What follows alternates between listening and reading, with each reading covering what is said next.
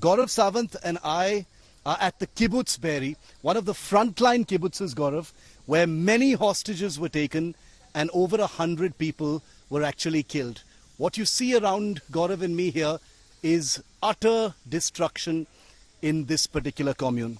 As we arrive here on day 16, it's also a day when there's been an enormous escalation on all fronts, Gaurav. So what you hear are a lot of artillery shells that are going off. Attack helicopters are being used even as we speak, and this kind of shows that Israel, you hear this artillery and this going off at amazing frequency here. So you have air-to-ground rockets that are being fired, F-16 fighter jets, 155mm howitzers, and Apache helicopters that are pounding Hamas bases, and that shows that targets are being softened, perhaps for an imminent ground offensive into the Gaza Strip. Israel offensive escalates. Hamas hideout in the West Bank bombed. You can see plumes of smoke rising as Israeli Air Force pounds the Gaza Strip. Hamas hellfire continues.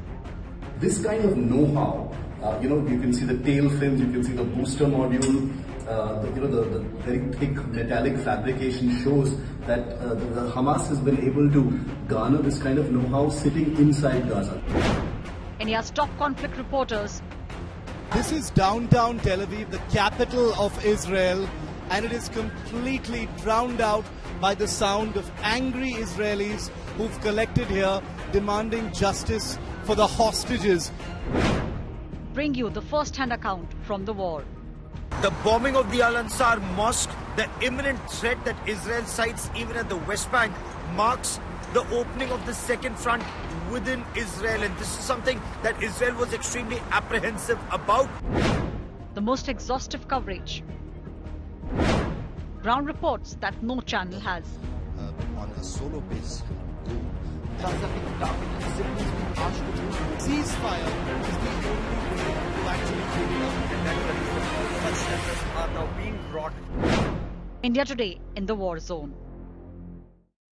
Israel on day 16 of this conflict has pounded Al-Ansar Mosque at the West Bank. So this is the widening of this battle. It started with the Gaza Strip. Now it's expanded Shiv to the West Bank, and there's already the third front, which is Israel targeting the Hezbollah at the northern front. And the airstrike took place not very far from where Gaurav was reporting just a few days ago, the first Indian journalist to report from the West Bank and Palestinian territory. The Jenin refugee camp has been in the news for years and years for what's been taking place there. But an airstrike on a mosque with terror resources hidden below it basically suggests that the beast has awoken, metaphorically speaking, and Israel is going after every little remnant of the Hamas, big or small, within territory or outside, and the Ansar Mosque attack is a reminder of that.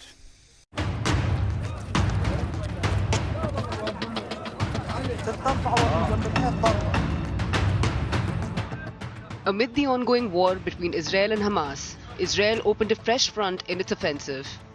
In a major escalation, Israeli forces carried out their first major airstrike in the West Bank. Israel struck a compound beneath Al-Ansar Mosque in the West Bank's Jenin, killing at least one person. The Israeli forces said the mosque conceals terror cells of Hamas and Islamic Jihad. The terror groups have been using the mosque as a command center to plan terror attacks.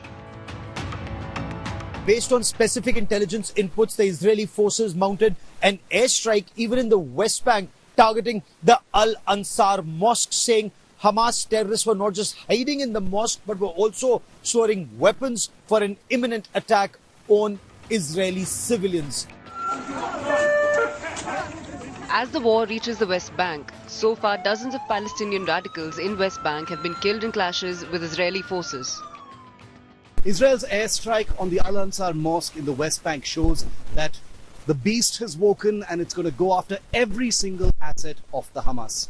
A hyper-alert intelligence is going to make sure that Operation Swords of Iron is not going to stop at anything whatsoever. And this also means that two big fronts are now completely open.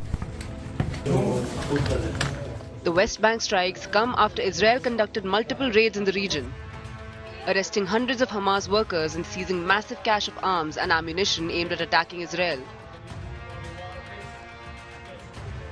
With Gaurav Sawant and Shiv Arur from Israel, Bureau Report, India Today.